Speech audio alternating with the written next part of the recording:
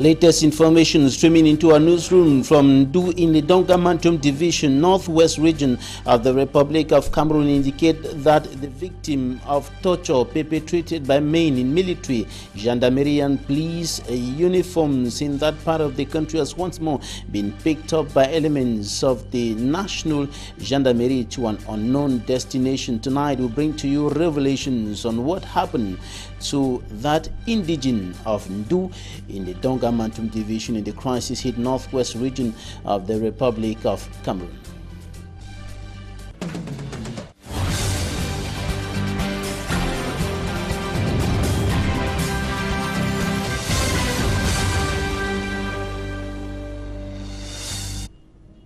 Thanks, ladies and gentlemen, for joining us in this edition of the 6 p.m. primetime newscast on Equinoxe Television, live from our headquarters in Cameroon's economic capital, Douala. My name is Babla Jonathan, and we're starting this newscast right away in the Dongamantum Division in the crisis-hit Northwest and Southwest or Northwest region of the Republic of Cameroon. Latest information streaming in from that part of the country into our newsroom indicate that the victim of torture perpetrated by men in military, gendarmerie and police uniforms has once more been arrested by elements of the National Gendarmerie, and he has been taken to an unknown destination according to his relatives and other sources on the ground in Ndu in the Dongamantum Division. And of course tonight we're bringing to you revelations on all what happened to Fai Mbungong, the individual who was tortured, and his image went viral. The images of the incident went viral on social media, attracting condemnation from across the board. For me, I'm Strong Sander. This is where and when the tough encounter between Jean-Fai Mbungong and Cameroon security officials began, after he was picked up from Maku in Du. No player. We be things in a play, no be player. At the veranda of the Ndu Council premises, an amateur video shows Jean-Fai Mbungong being interrogated by 3 police officials. When you try, you go die for the matter. If not them, they send you. No court. First curiosity, Jean-Fai Mbungong is found in possession of 2 national identity cards, though family members say one belonged to his late father.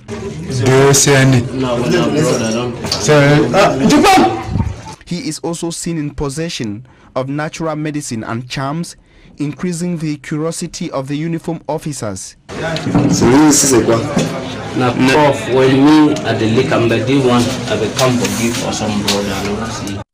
An encounter which will not end at the council building, but continue on a more disturbing phase elsewhere, as justified by the second and most viral video.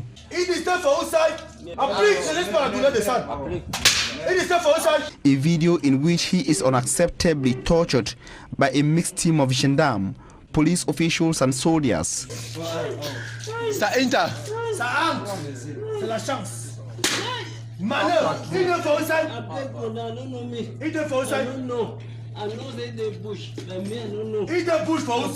Following widespread condemnation, Cameroon's Ministry of Defense, through its spokesperson, Calness Research Atomfac, said that the concerned security officials have been identified and taken into custody at the Ndu Territorial Gendarmerie Brigade.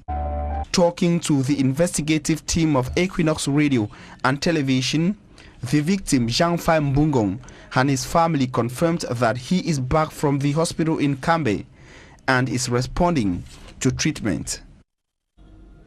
And latest information streaming into a newsroom from Ndu indicates that he has once more been arrested by elements of the National Gendarmerie, and according to family and other sources in that part of the Dongamantum Division, he has been taken to an unknown destination, and we yet to know exactly where he was taken to and what is happening to Fai Mbungong, the individual tortured by elements of the National Security and Defense Forces in Ndu in the crisis-hit Northwest region of the country. We'll keep you updated as soon as we are informed. talking about traditional rulers in the two English-speaking regions of the Republic of Cameroon. They have become principal targets of violence or acts of violence. Many of them have been abducted, some killed, others tortured severely by armed individuals. And the latest occurred in the Libialem division, where some of the traditional rulers, 3 of them, were taken to the market square of one of the villages in that part of the country and killed. And of course, we'll be talking about that. And in the meantime, earlier, the traditional rulers of the Fako division complained that they were not in security. Their security was and still at stake, and many of them have been targeted by armed men within the context of the Anglophone crisis. Derek Jato has more. Fako Division, one of the zones hosting African Nations Championship (CHAN), is having exceptional security concentration as the air, land, and sea seem to be colonized by special units to hit back any opposing idea or action. And the Fako chiefs in that enlarged executive meeting for 2021 sounded a note of warning and caution to their peers on security measures and to respect COVID-19 measures. We know the crisis we are facing. We know the COVID-19 which is there by us, and the new version is out again today. Chief Ndike Richard, president of Fako Conference of Traditional Rulers, called on the government to do more, for things are still happening. For instance, while descending for this meeting in Tiko subdivision, some chiefs here were caught in the crossfire between the separatist fighters and the State Defense and Security Forces at Ombe along the Mutengeni Limbe Road. We are not safe. We are not safe for the fact that you saw what happened in Mutengene today with the council workers that just went down there. If not God, that was the first intervention from the Mutengene unit, something best would have happened. This president of Fako traditional rulers also begged on their children still holding guns in the bushes against the state to drop them and come home to be part of these numerous opportunities provided by the government. But there is another problem: misunderstanding within. This institution should not be an institution of betrayal, because you stand in position, you want to be toughest person, so you have to betray everybody, you have to backstab them. The administration too is penetrating into the affairs of traditional rulers to either puncture or weaken certain moves. Showing appreciation, Chief Etina Monono thanked his peers for electing them into the House of Chiefs and reminding them that they are in the house to defend their interests. We can assure you that as we are here, we are going to do what the Fako want. This 2021 enlarged executive meeting of Fako Conference of Traditional Rulers was to review the activities of 2020 and draw a roadmap for 2021. Derek Jato reporting there, and there is a protest move that will be coming up in the days ahead in the nation's political capital, Yaoundé. And this protest move has been orchestrated by the Minister Delegate at the Ministry of Economic Planning and Regional Development and other elites of the Lebialem division. And this protest is coming after the killing of 3 traditional rulers in Esoeta village. I told you earlier they were brought to the village square and killed in the public. And the elite of the Lebialem division, Minister Paul Tassong, has urged all inhabitants of that part of the southwest region to come out massively and protest in the nation's capital against such acts of violence against traditional rulers, not only traditional rulers of the Lebialem division, but also those of other parts of the 2 English-speaking regions. Many of them have been abducted and some killed, many of them in the southwest region of the country. Now we're going to take you now to the road linking the nation's political capital, the nation's economic capital, Douala, and a pool of agriculture, that is Yabassi, in the Kam division here in the littoral region of the country. The road is in a very deplorable state. Construction works had been going on for more than 3 years, but a greater portion of that road remains untarred and in a deplorable state, provoking suffering for the population and commuters. Details in this report by Immaculate Fogwe. On board this pickup, Équinoxe TV team is on its way to Yabassi in Kam Division, littoral region of Cameroon. Pickup 21. A cloud of dust is the first obstacle we encounter. The Douala Bonepupa Yabassi Road project is a 3-year emergency plan which kick-started in 2017 and was expected to be completed in 2019. More than a year after the deadline, the project is still pending. Again, William Taku from the Manu division. Well, when I look at this road precisely, I'm so much disappointed because it's a very long project and I've not been seeing the advancement of the road as compared to the time given to the company in question. So I see no work done as compared to the amount of time that I've been in the field. Due to the dusty nature of the road, the population is exposed to all sorts of respiratory diseases. They are plaguing us into diseases and many other things that we cannot even cure ourselves. So it's too difficult for us. Yabassi is an agricultural pool, but much of its farm produce get rotten the farm due to the bad state of the road linking the locality and the country's economic capital. Ankobat is not doing anything.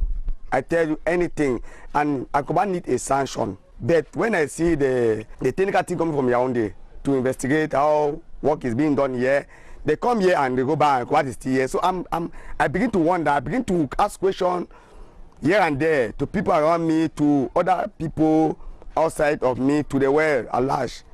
They come here, they see what Ankobat is doing, that they are doing nothing. They go back to Yaoundé and they continue to do nonsense. The company handling the project attributes the slow pace of construction work to financial constraints emanating from government's failure to disburse funds for the completion of the project. Apart from the problem of bad roads, inhabitants of Yabassi need potable water and electricity. Now we go out of the Republic of Cameroon to talk about the first female to head the World Trade Organization and the first African to hold that position. The Nigerian former Minister of Finance was appointed, and she's taking over office with a lot of determination to give that organization and trade around the world a new phase. Details in this report by Innocent. Ngozi Okonjo-Iweala, former Nigeria's finance minister, becomes first woman and African to lead the Switzerland-based institution World Trade Organization (WTO) following her appointment on Monday, January 15th, during a General Council meeting. The 66-year-old, who was strongly supported by U.S. President Joe Biden, wears the crown of Director General of WTO at a time the world's economy is being crippled by COVID-19. Her major preoccupation is strangulating the COVID-19 pandemic to save the world's economy. Will help the world economy to also bounce back further. So it can play a role on the health side and the economic side. I would also like to see a longer-term framework set up for response to pandemics. So not just solving this immediate problem, but we are going to have more pandemics in future. And I think the WTO should get with other international organizations like the WHO, Gavi, CEPI, even the World Bank, IMF, and all those multilaterals to try to set the rules so that next time we don't spend time trying to figure out how to respond. It will just trigger a set of actions. Working on the fisheries subsidies negotiations also is her priority, as well as dispute settlement mechanism. I think there's a very strong chance to complete those, which have been going on for 20 years, and this is far too long. We need to be accountable to end these negotiations and end them well, because they are very important for the world. It means sustainability for our fisheries in our oceans. So that's very, very important. I think third would then be focusing on the dispute settlement mechanism and trying to set forward a pathway, a work program, a set of reforms that can be agreed and pushed forward at MC12. So those are three top ones. Digital economy and e-commerce negotiation animates Ngozi Okonjo-Iweala. The digital economy and the e-commerce negotiations are very dear to my heart. And the simple reason is that I just see the blossoming of SMEs using online platforms to trade and to improve their lives. And so I want us to see if we can make progress in that area. It should be recalled, Okonjo-Iweala also serves on Twitter's board of directors as chair of the Gavi Vaccine Alliance and as a special envoy for the World Health Organization's COVID-19 fight. Ngozi Okonjo-Iweala, former Minister of Finance in the Federal Republic of Nigeria, now Director General of the World Trade Organization, will tell us what went wrong in Africa as far as the continent's development is concerned. She was speaking during TED Talks. Take a listen.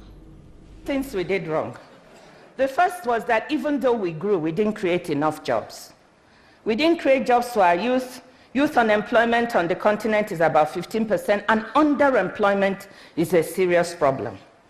The second thing that we did is that the quality of growth was not good enough. Even those jobs we created were low productivity jobs. So we moved people from low productivity agriculture to low productivity commerce and working in the informal sector in the urban areas. The third thing is that inequality increased. So we created more billionaires. 50 billionaires worth $96 billion own more wealth than the bottom 75 million people on the continent. Poverty, the proportion of people in poverty, that's the fourth thing, did decrease, but the absolute numbers did not because of population growth. And population growth is something that we don't have enough of a dialogue about on the continent. And I think we will need to get a handle on it, particularly how we educate girls so that they can, that is the road to really working on this particular issue. The fifth thing is that we didn't invest enough in infrastructure. We had investment from the Chinese, that helped some countries, but it's not enough. The consumption of electricity in Africa, on the continent, in sub-Saharan Africa, is equivalent to Spain. The total consumption is equivalent to that of Spain. So many people are living in the dark. And as the president of the African Development Bank said recently, Africa cannot develop in the dark. The other thing we have not done is that our economies retain the same structure that we've had for decades. So even though we've been growing, the structure of the economies have not changed very much. We are still exporting commodities. And exporting commodities is what? It's exporting jobs. Our manufacturing value added is only 11%. We're not creating enough decent manufacturing jobs for our youth. And trade among ourselves is low. Only about 12% of our trade is. Then governance. Governance is a serious issue. We have weak institutions and sometimes non-existent institutions. And I think this gives way for corruption. Now, the way forward, what are the solutions to these problems, solutions that should be put in place to enhance Africa's development, or better still, the development of African nations? Take a listen to Okonjo-Iweala. The low-hanging fruit is one, preparing a very successful MC12 that will come out with outcomes. And within that, completing the fisheries subsidies. Low-hanging fruit may be a bit, people might say it's not as easy, but I do feel it's within reach for us to agree on that. Another low-hanging fruit is dealing with the pandemic. I think we can come to some agreements on that and tick that off.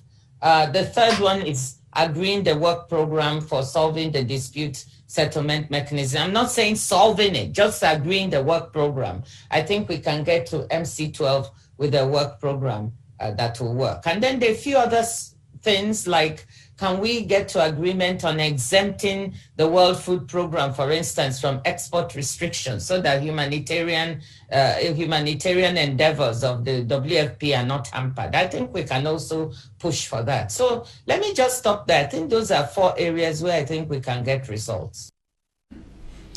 That's it for the first part of this newscast. Talking Point is up next.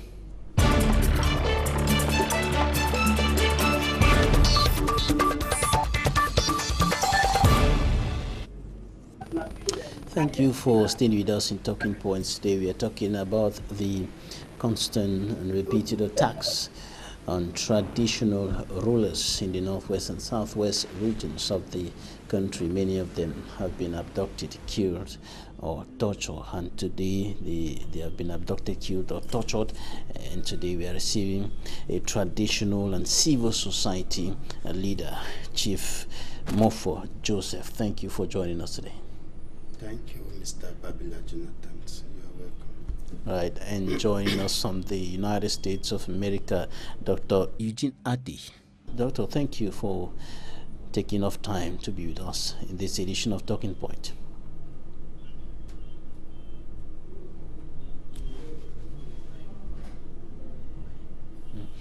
Right, I start with you, Chief Mofo Joseph. When you heard that your peers, traditional leaders like you, were brought to the square, the village square in Eso Eta village, Libya Lem division, southwest region of Cameroon, and killed in public, what was your reaction? Concerning this issue of 3 chiefs that were killed in Libya Lem, I was very shocked when I got the news. In fact, this is chiefs represents values of our traditions and ancestors. They are not supposed to be treated that way. If a chief cannot be pardoned and be treated that way in a very barbaric way, in fact, I believe ancestors of lands are going to punish those who committed acts of that nature. Now, chiefs are being targeted not only in the southwest, but also in the northwest region of the country. At this point, what you take about the evolution of the crisis? Yes, it started with the fun of saw and the fun of come. It is really poor and unacceptable. Members of the government, as they are ruling, they could have seen to the problem and give more security to funds and chiefs. They could have just been handled like that and be killed in public places. It looks very odd. If funds and chiefs have involved themselves to politics, government should equally take measures to guarantee their security so that they should not be assassinated in a careless way like that. Because this is not the first, not the second. Many things, many strange things keep on happening with phones because their security is not guaranteed. Had it been the government is really taking things the way the population those phones are guiding, they could have given them security, given them gendarmes or army to be guiding them as they are guiding other members of the governments before carrying them to their localities. Right.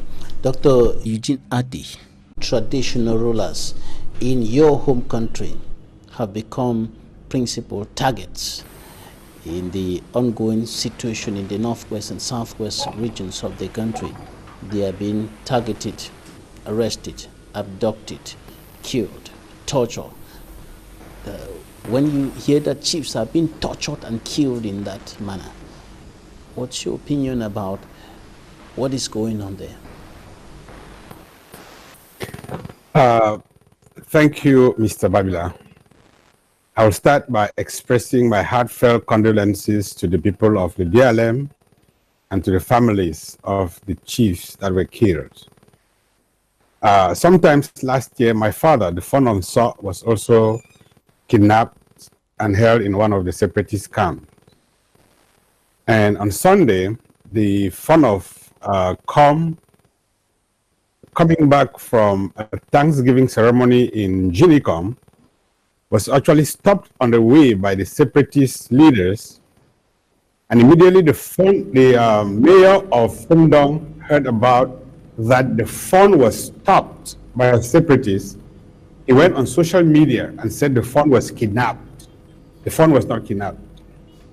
And this same mayor, he rallied young boys and girls to storm the separatist camp today.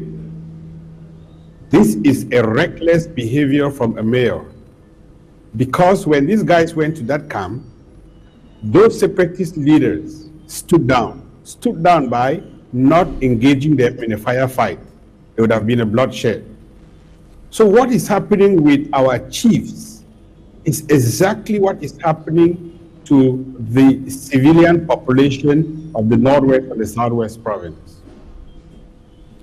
On December 6th, the government gave a cheap bait to these chiefs, and some of them partook in an election which was a farce.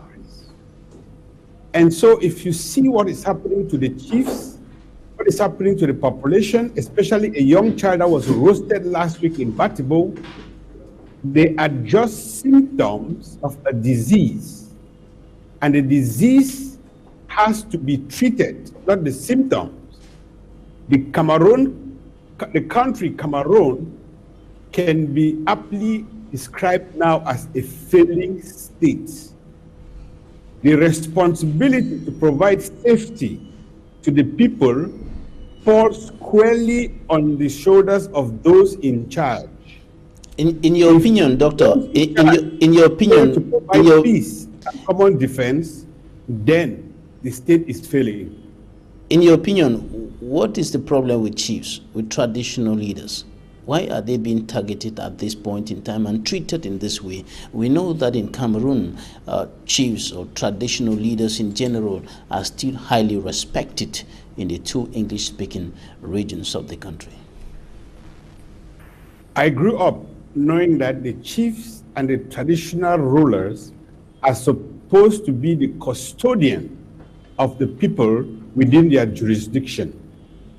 Unfortunately, because the state is failing, because the appointed officials cannot rule the people, they decided to bring in the chiefs into the political sphere. Believe me or not, some of these, our chiefs, are not politicians. A lot of them are basically educated. So once they were brought into the political scene, they turned to serve their master in Yaoundé and not the people in their jurisdiction. So the administration has successfully placed the chiefs against the people. And that is why even the security that I heard the phone saying that they should give these people security, a gendarme or two gendarmes standing by a phone is not the solution. The solution is that we should look at the root causes of the problems in Cameroon. All of these symptoms we try to talk about will not solve it. People don't hate their chiefs. They don't hate their funds. The government has put the funds to be at loggerhead with the people, and now the people can no longer believe in what their funds do. But does it mean that they should kill the funds? No. Does it mean that they should kidnap the funds? No. But again, when we talk about killing and kidnapping, these incidents took place 2 days ago. We cannot lay blame on the separatists, neither can we lay blame on the government. But we are expecting the government to look into the issues and actually make an investigation. Mr. Babila, don't forget, this is February 14th. February 14 last year, we had a similar situation in Gabur. It was fluid for a very long time before the government could take responsibility for that heinous act. The chiefs of the BLM have just been killed. It's less than 3 days. And for the minister delegate at the minister delegate at Economic Planning and Regional Development, Paul Tasson, to come out and explicitly say that it is Field Marshal under the directions of Chris Ano, I think it's a little bit disingenuous. Cases like this take a long time to resolve. And unless they send in the security agents to carry out a thorough investigations, all what we'll be hearing now will be just hearsay. All right, Doctor, in Yaoundé. All right, we'll come back to you. We'll come back to you shortly, Doctor. Yeah. We'll come back to you shortly, Chief Mufo. The palace has been politicized. Doctor thinks that this is where there's a problem. Traditional rulers are now serving their masters in Yaoundé. You are a traditional leader. Is it true?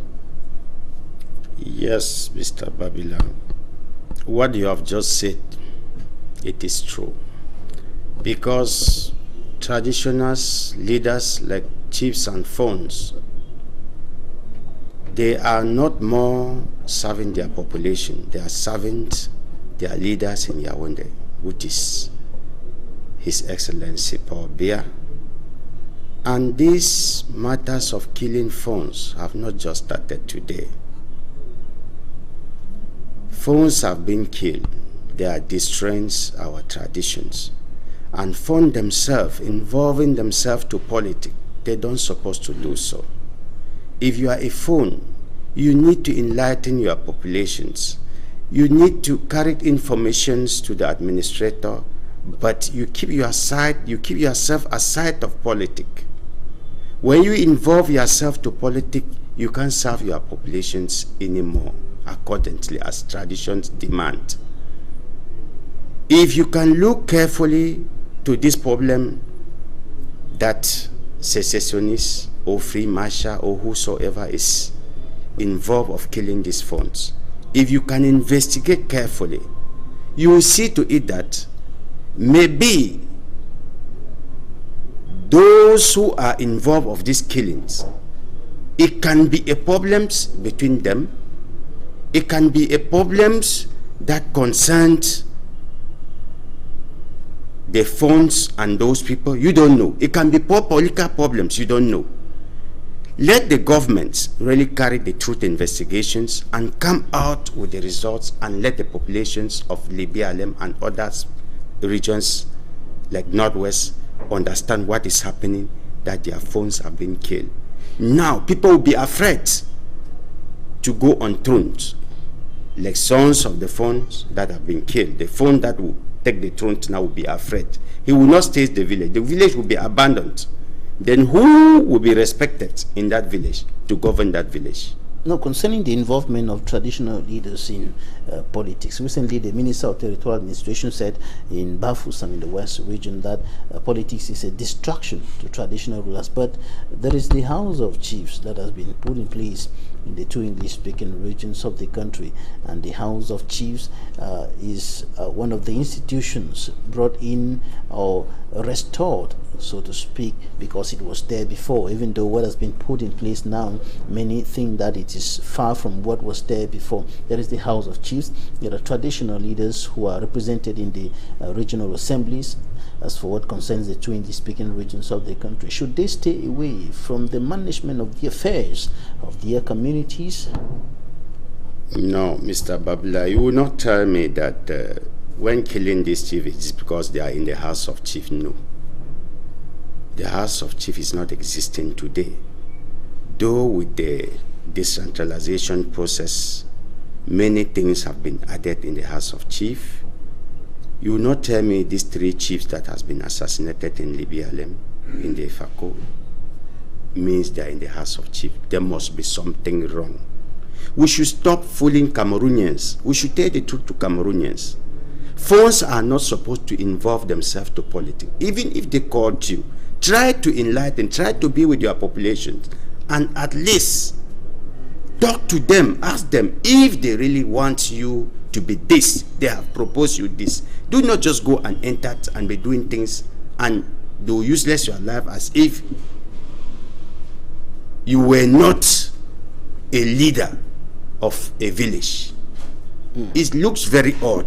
They are destroying our traditions. Assigning gendarmes to protect the traditional leaders, is it an appropriate solution to the problem? You highlighted that a few seconds ago, but it's one of the proposals to help these traditional leaders not to be killing like fowls. Even if you are not even a traditional ruler, you are a citizen. Your life is very expensive. These traditional rulers, he has his people that they are protecting. Where were these people? Where are the police and the gendarmes govern this area? You mean to tell me that these villages that these phones have been killed, have been kidnapped, there's no police, there's no gendarme, they are not army? That's it. If they ourselves cannot really look at the situation and say, no, these phones are supposed to be protected, what are the measures, what are the solutions to assure these phones that they should go back to their villages and keep on ruling? What are the measures the governments are really taking? Let me take that question to Dr. Eugene Ati, joining us from the United States of America. The incident which happened in Eso-Ita village in Lebialem division of the Southwest region, does that reveal lapses in efforts made by government, put in place by government to ensure the security of the people? Mr. Babila, thank you very much for that question. There is a breakdown in law and order, and there is a total loss of personal security in Cameroon. We have a rise in armed gangs, and we have a rise in kidnapping and ransom. Why do we have increase in all of this?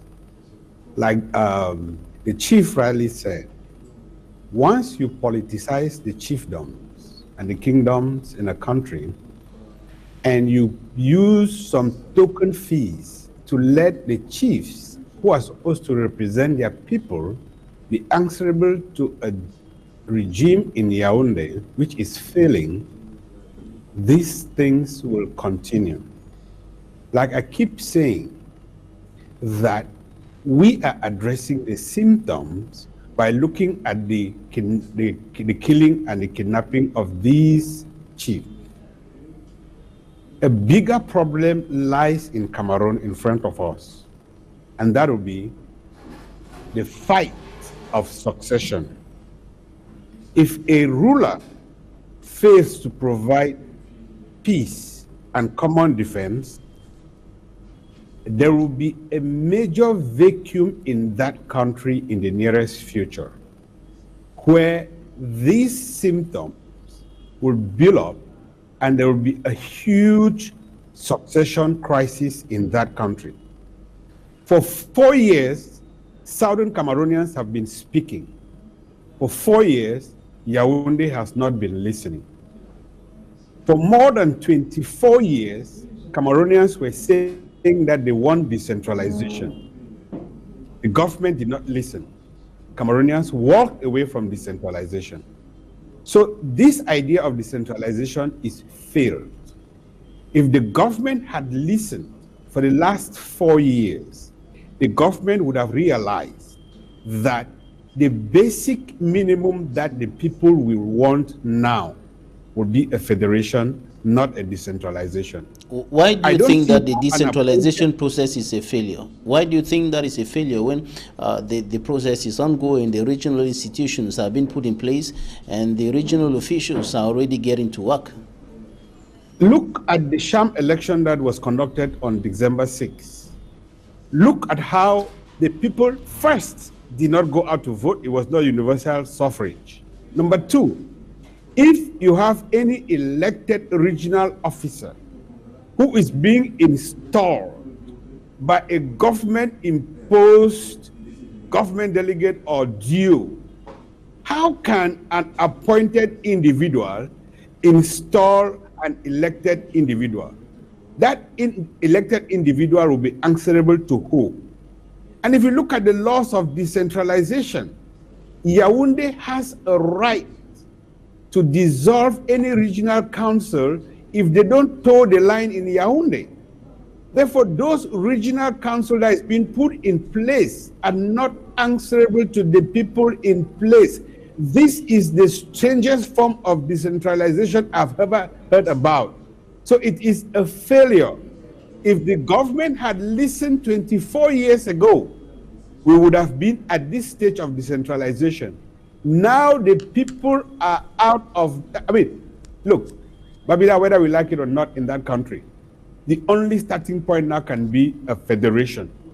And if this doesn't work, the Southern Cameroonians will stay on their path to independence. The only starting point now can only be federation, according to Dr. Eugene Eta. Do you also think so? Yes, because this is 4 years of killing. The head of state have not said anything, have not been to these two regions to see how he can sit on a table and negotiate amicably with these phones and other members concerned in the crisis. Killings keep on going. We don't just understand the only solution. Rather, the head of state himself, he resigned, or we go to the federation state. That can be the second solutions. First, rather he resigns. Second, rather we go on the federation state to see how we can manage this situation, because it's too much. How will the resignation of the head of state solve the problem? Please, because people are crying in these two regions. He has never, Mr. Babila, beaten. Just once. Keep on selling people. Keep on voting commission. That will not bring any solution to the problem. Let himself visit these people and say, my dear children, we have been enjoying peace for more than half a century. If today there is misunderstanding, let us sit together on the table and negotiate and dialogue and find solutions so that we should not be killing ourselves. Military are your brothers. You secessionists, you are their brothers. We should not be killing ourselves and say we are looking for solution. We should not you be can be ourselves. Fighting a good fight, but at the end you finish it bad just because you have been killing your brothers here and there simply because you want a solution, which is not fine. Chief Mufo Joseph, traditional and civil society leader, thank you for joining us today. Dr. Eugene Ate, thank you for your time. Ladies and gentlemen, for staying with us, that will be it for today's edition of the 6 p.m. primetime newscast on Equinoxe Television. Equinoxe comes up next.